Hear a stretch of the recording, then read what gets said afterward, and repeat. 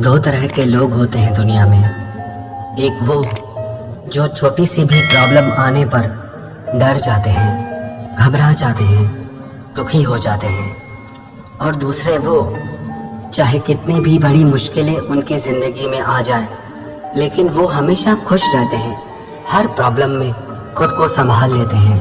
एक वो जिनके पास सब कुछ होता है, लेकिन फिर भी वो हमेशा दुखी दिखते हैं, आपको हमेशा दुखी ही मिलेंगे। और दूसरे वो जिनके पास कुछ हो चाहे ना हो, लेकिन वो हमेशा आपको खुश मिलते हैं, मुस्कुराते हुए मिलते हैं। आज हम ऐसी 3 कहानियों के बारे में बात करेंगे जो चाहे आपकी जिंदगी में 1000 मुश्किलें क्यों ना आ जाए, कितनी भी बड़ी परेशानियां क्यों ना आ जाए, लेकिन ये कहानियां आपको हर मुश्किल में खुश रहना सिखा देंगी, हर परेशानी में मुस्कुराना सिखा देंगी। पहली कहानी। एक फकीर देश में यात्रा के लिए निकला।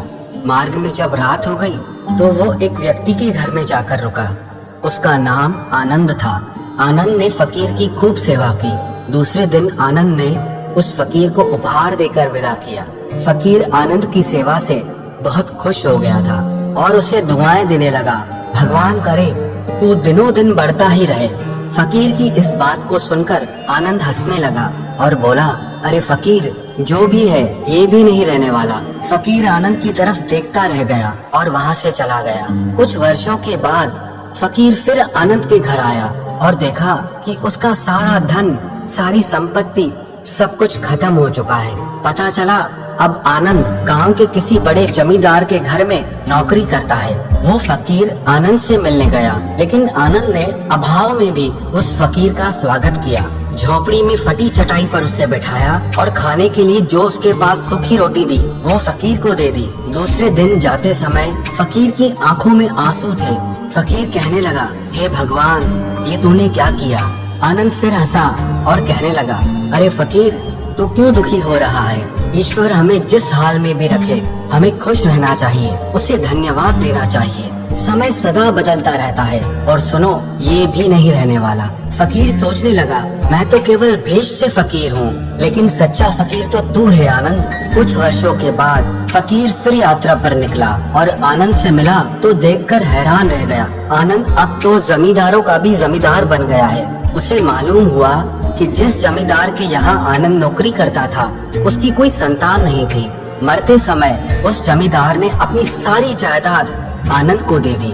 फकीर बहुत खुश हो गया। उसने आनंद से कहा, अच्छा हुआ वो जमाना गुजर गया, भगवान करे अब तो ऐसा ही बना रहे। ये सुनकर आनंद फिर हंसने लगा और कहने लगा, फकीर, अभी भी तेरी नादानी बनी ही हुई है। फकीर ने पूछा, क्या ये भी नहीं रहने वाला? आनंद ने उत्तर दिया, हाँ, या तो ये चला जाएगा या फिर इसको अपना मानने वाला ही चला जाएगा। यहाँ पे कुछ भी हमेशा रहने वाला है ही नहीं। और अगर कोई चीज शाश्वत है तो वो है हमारी आत्मा, वो है हमारे मन की शांति, हमारे मन का सुकून। और बाकी जो भी कुछ है वो हमेशा रह ही नहीं सकता। फकीर ने आनंद की बातों को बहुत ध्यान से सुना और वापस चला गया। कुछ सालों के बाद फकीर जब उसी गांव से गुजरा, आनंद का वो महल तो है, लेकिन उसमें आनंद नहीं है। उसमें कबूतर गुटरगू कर रहे हैं, क्योंकि आनंद अब इस दुनिया में नहीं था। उसकी मृत्यु हो चुकी थी। कह रहा है आसमां, ये समा कुछ भी नहीं। रो रही है शबनमें, नौरंगे जहां में कुछ भी नहीं। जिनके महलों में हजारों रंग के जलते थे फानूस, झाड़ उनके कब्र पर, बाकी निशान कुछ भी नहीं। वो फकीर मन ही मन सोचने लगा कि ये इंसान जिंदगी भर कितना दौड़ता रहता है, रोता रहता है, दुखी होता रहता है। जिन चीजों के लिए इंसान तड़पता रहता है, दुखी होता रहता है, वास्तव में वो चीजें हमेशा रहने वाली हैं ही नहीं, वो सारी चीजें बदलने वाली हैं। ये कहानी हमें शिक्षा देती है कि हमारी जिंदगी में जब भी कोई मुश्किल आए, कोई तकलीफ आए, कोई दुख आए, तो हमें ये सोचना चाहिए कि जिंदगी में इससे पहले जो मुश्किलें आई, जो उलझने आई, क्या वो रुकी? क्या वो हमेशा रही? जैसे आज तक सारी मुश्किलें होकर चली गई, वैसे ही ये मुश्किल भी होकर चली जाएगी। ये भी हमेशा रहने वाली नहीं। तो आपकी जिंदगी में कितना भी बड़ा दुख क्यों ना हो, कितनी भी मुश्किलें क्यों ना हो, आप मन में ये विश्वास रखना, ये मुश्किलें, ये उलझने हमेशा रहने वाली नहीं। और दूसरी कहानी। एक व्यक्ति मृत्यु के करीब था। मरने वाला था। उसने अपने बेटे को चांदी के सिक्कों से भरा हुआ एक थैला दिया और अपने पुत्र को बताया, जब भी इस थैले से चांदी के सिक्के खत्म हो जाएं, तो जो मैं तुम्हें एक प्रार्थना बताता हूँ उसे दोहराने से चांदी के सिक्के फिर से भरने लग जाएंगे। उसने अपने बेटे के कान में 4 शब्दों की प्रार्थना कही और वो मर गया। अब बेटा चांदी के सिक्कों से भरा थैला पाकर बहुत खुश हो गया। उसे खर्च करने में लग गया। वो थैला इतना बड़ा था कि उसे खर्च करने में कई साल बीत गए, लेकिन इस बीच वो 4 शब्दों की प्रार्थना ही भूल गया। जब थैला खत्म होने को आया तब उसे याद आया, अरे वो 4 शब्दों की प्रार्थना क्या थी। उसने बहुत कोशिश की लेकिन उसे याद ही नहीं आया। अब वो लोगों से पूछने लगा। पहले पड़ोसी से पूछा कि ऐसी कोई प्रार्थना तुम जानते हो जिसमें 4 शब्द हैं? पड़ोसी ने कहा, हाँ, एक 4 शब्दों की प्रार्थना मुझे मालूम है, ईश्वर मेरी मदद करो। उसने सुना और उसे लगा कि ये वो शब्द नहीं है, वो शब्द कुछ अलग थे। उसने बहुत सारे 4 शब्दों की प्रार्थनाओं को बार बार दोहरा के देखा, लेकिन उस खाली थैले में सिक्के बड़े ही नहीं। वो मन ही मन बहुत दुखी हो गया। फिर वो एक ब्राह्मण से मिला। उसने कहा, तुम ये प्रार्थना करो, ईश्वर तुम महान हो। लेकिन इस प्रार्थना से भी कुछ नहीं हुआ। फिर उसे एक धनी इंसान मिला। उसने कहा, तुम ये प्रार्थना करो, ईश्वर मुझे धन दो। लेकिन उस प्रार्थना से भी कुछ नहीं हुआ। आखिर में वो उदास होकर अपने घर में बैठ गया। तब एक भिखारी उसके दरवाजे पर आया। उसने कहा, सुबह से कुछ नहीं खाया है, खाने के लिए कुछ हो तो मुझे दे दो।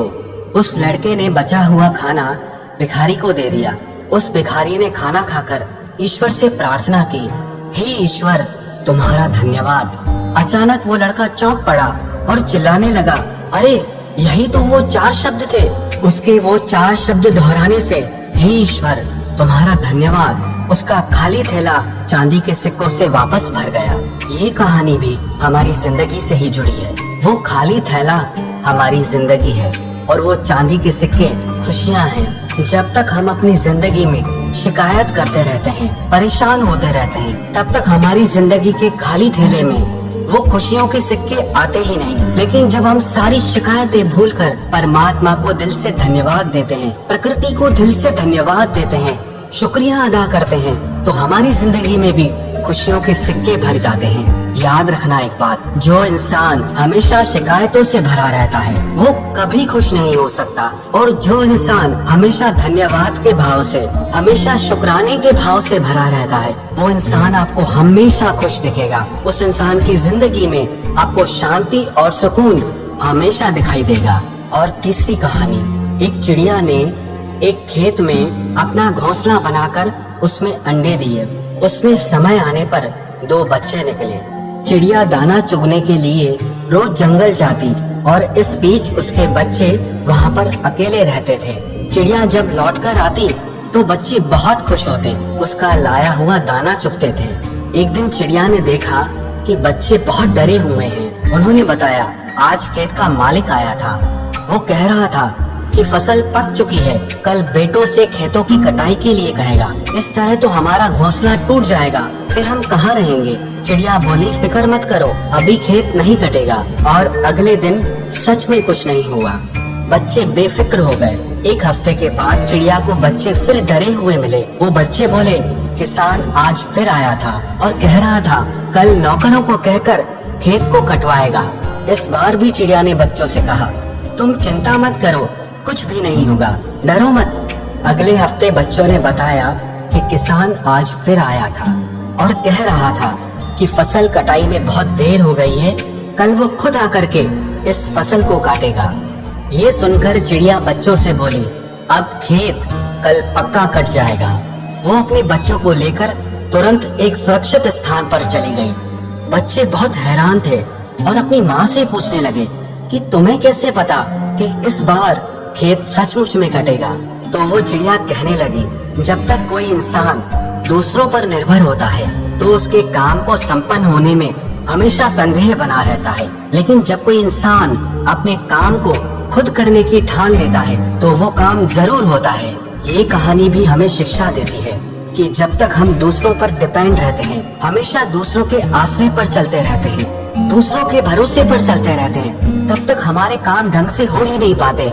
लेकिन जिस दिन हम अपने सारे काम अपने हाथ में ले लेते हैं, अपने हर काम में हम खुद जुड़ जाते हैं, तो हमारे वो सारे काम जरूर पूरे होते हैं।